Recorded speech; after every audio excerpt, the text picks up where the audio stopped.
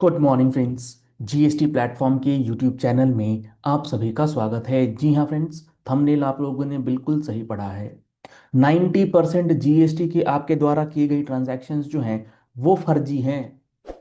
वो जो आप कर रहे हैं, जो सेल्स करके आप टैक्स भर रहे हैं या सेल्स करके जो भी आप कंप्लायंसेस कर रहे हैं, वो आपकी बहुत बड़ी गलती है। क्योंकि डिपार्टमेंट आपको पूरी तरीके से ये कहना चाह रहा है। मैं आपको अभी एक नोटिस दिखाने वाला हूँ जिसके अंदर ये सारी बातें आएंगी।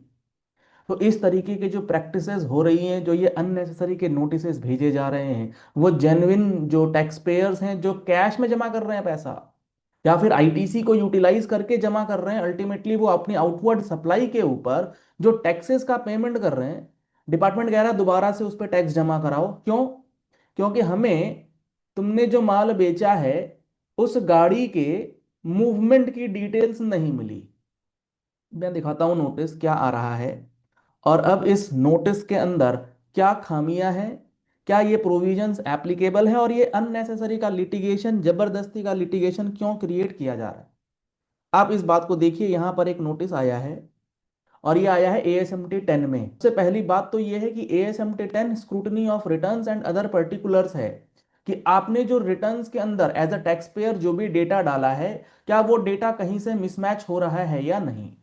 GSTR 1 में सेल की डिक्लेयर्ड है फिगर, उसके बराबर GSTR 3B से टैक्सेस वगैरह सारी चीजें पेड है, तो मिसमैच किस चीज का है। तो ASMT 10 में ये आप पूछ क्या रहे हैं। अगर आप यहां पर देखेंगे, movement not found in the following outward supply. अब डिपार्टमेंट के पास एक सॉफ्टवेयर दिया गया है जिससे वो ई वे बिल नंबर डालते हैं और उस ई वे बिल से उसका मूवमेंट जो है वो ट्रैक करते हैं। अब या तो टैक्स पेयर के पास भी ऐसा कोई ऑप्शन रहे कि वो ई वे बिल जनरेट करे और उसका ट्रैकिंग चेक कर पाए, क्योंकि ये आप 2021-22 का इस ई वे बिल का मूवमेंट आज 2025-26 में ट्रैक कर रहे हैं। क्या वो रिकॉर्ड रहेगा? ऐसा कोई मैंडेट है प्रोविजन के अंदर?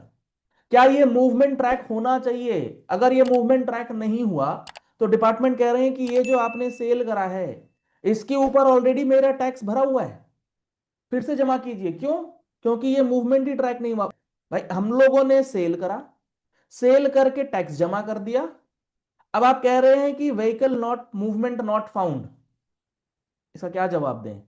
क्या टैक्स फिर से जमा करवाएं, या फिर आप ये कह रहे हैं कि जो हमारा ये सेल था ये आपकी सेल थी नहीं, आपने जो है गलती से ये 5,60,000 रुपए जमा करा दिए थे, ये आपकी एक्चुअल सप्लाई नहीं है, मतलब ये हमें रिफंड मिल जाएगा। फिर 5,60,000 रुपीज जो ये हमारा रिफंडेबल है as per the allegation of department. ये जो हमारा 5,60,000 का है, चूंकि इसमें मूवमेंट इन्वॉल्व नहीं है, तो डिपार्टमेंट ये कहना चाह रहा है, प्रॉपर ऑफिसर ये कहना चाह रहे हैं कि ये जो आपकी सप्लाई है ये एक्चुअल में नहीं हुई है, तो ये टैक्स भी फिर हमारा एक्चुअल नहीं हुआ, जो भी हमने पेमेंट करा है वो हमारा रिफंडेबल बन जाएगा।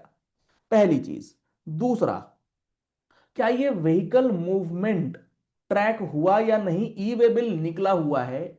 अब इस ई वे बिल को मूवमेंट ट्रैक कैसे करें? मतलब व्हीकल के ऊपर कोई ऐसा डिवाइस लगाना पड़ेगा और उस डिवाइस के अंदर इस ई वे बिल को मैप करना पड़ेगा, तब तो वो सिस्टम्स पूरे इंडिया में लागू हो पाएंगे। क्या ऐसा कोई प्रोविजन है? जी हाँ, प्रोविजन तो है। देखिए, हमारे पास एक रूल है, रूल 138, जिसका सब रूल 4 क्या कहता है।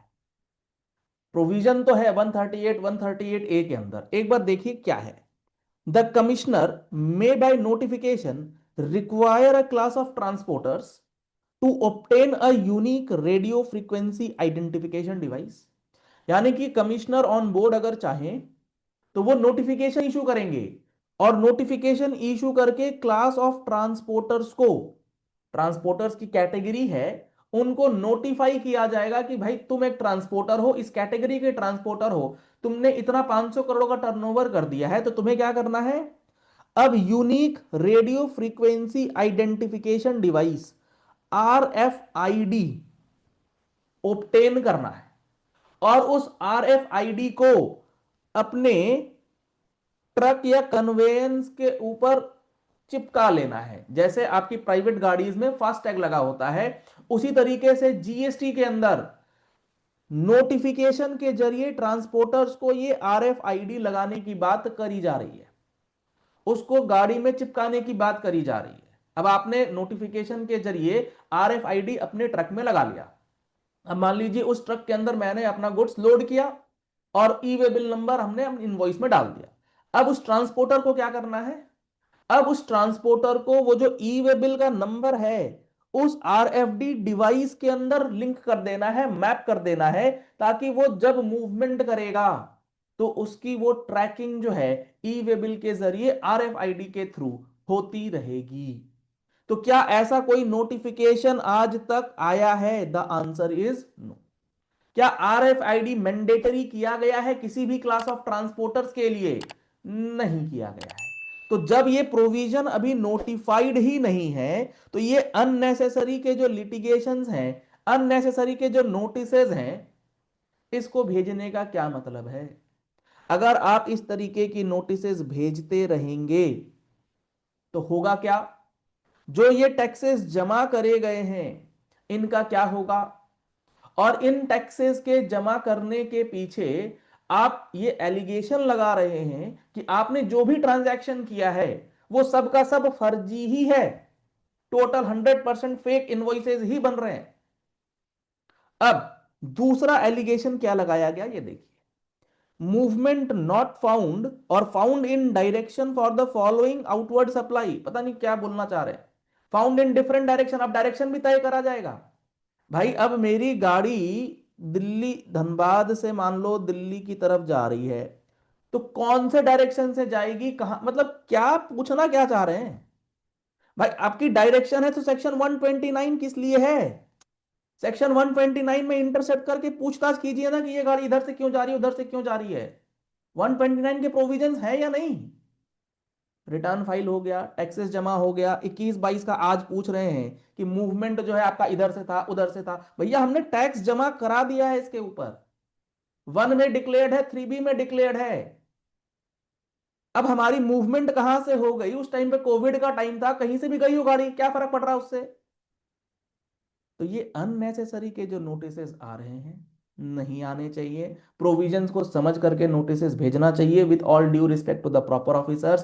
क्योंकि ये आप अननेसेसरी के जब नोटिसेस भेजते हैं तो जहां पर सही में फर्जीवाड़ा हो रहा है वो आपके नजरों से निकल जाएगा। क्यों निकल जाएगा? क्योंकि आप इन्हीं में उलझ के रह जाएंगे। इसमें 1 रुपया जमा नहीं होना है, टैक्सेस ऑलरेडी पेड है। आप क्या बोल करके डिमांड निकालेंगे कि टैक्सेस पे नहीं करना था? एलिगेशन क्या है? ना कोई सेक्शन का हवाला है ना कुछ। आप इसको सप्लाई कह रहे हैं, आपने 5,60,74 में प्रोसीडिंग्स इनिशिएट हो गई है। फ्रॉड है आप कि आपने ये जो टैक्सेस जमा करे हैं ये जमा नहीं करने थे आपको, कि क्या था, ये सप्लाई नहीं था। 74 के अंदर आपको नोटिस दिया गया। तो इस तरीके के जो नोटिसेस आ रहे हैं इसके लिए आपको थोड़ा सा ना स्ट्रिक्ट लैंग्वेज में जवाब देना होगा। बहुत सारे नोटिसेस पूरे इंडिया के अंदर, झारखंड के अंदर स्पेशली जो हैं वो इशू किए जा रहे हैं। अब इस चीज को लेकर के क्या सॉल्यूशन होना चाहिए? क्या डिपार्टमेंट को, CBIC को एक पर्टिकुलर सर्कुलर निकालना चाहिए कि इस तरीके के जो फर्व्यूलेस नोटिसेस दिए जा रहे हैं फिशिंग इंक्वायरी के नाम पर, ASMT 10 में कुछ भी लिख करके भेज दिया जा रहा है। अभी नोटिसेस आ रहे हैं सेक्शन 150, सेक्शन 151 में। सेक्शन 150 में मांगा जा रहा है कि बैलेंस शीट ले आओ, ट्रेडिंग PL ले आओ, ये ले आओ, वो 151 में 150 151 किसके लिए है?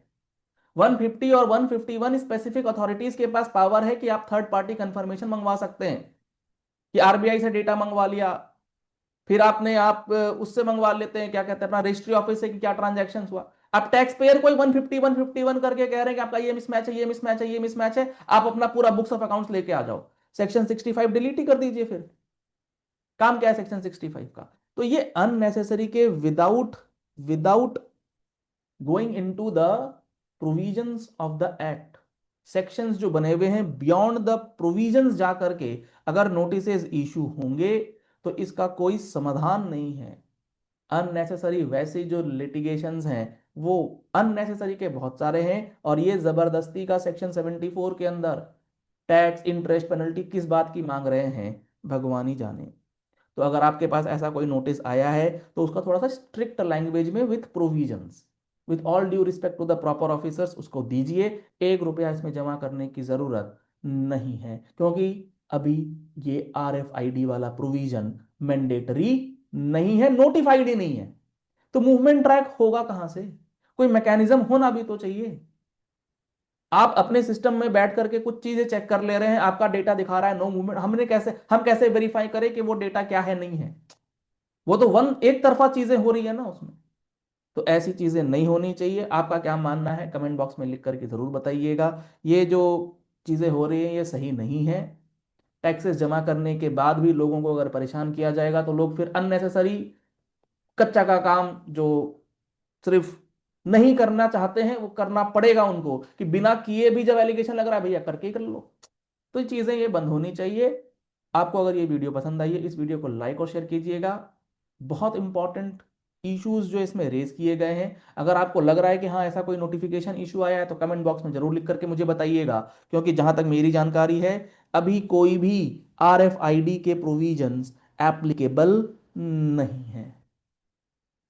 ये पैन इंडिया बेसिस पे इस तरीके के नोटिस जो हैं वो इशू किए जा रहे हैं। चलिए इस वीडियो को यही एंड करते हैं। आशा करते हैं आपको ये सारे पॉइंट्स जो हैं अच्छे से समझ में आ गए होंगे। और जी हाँ friends, as a taxpayer आपकी भी रिस्पॉन्सिबिलिटी है कि आप टैक्सेस का प्रॉपर डिस्चार्ज करें, प्रॉपर कंप्लायंसेस करें, कंप्लायंसेस में कोताही ना करें। क्योंकि आप इस बात को समझिए, डिपार्टमेंट को रेवेन्यू का नुकसान होगा तो डिपार्टमेंट रेवेन्यू की रिकवरी के लिए एक्शंस तो लेंगे।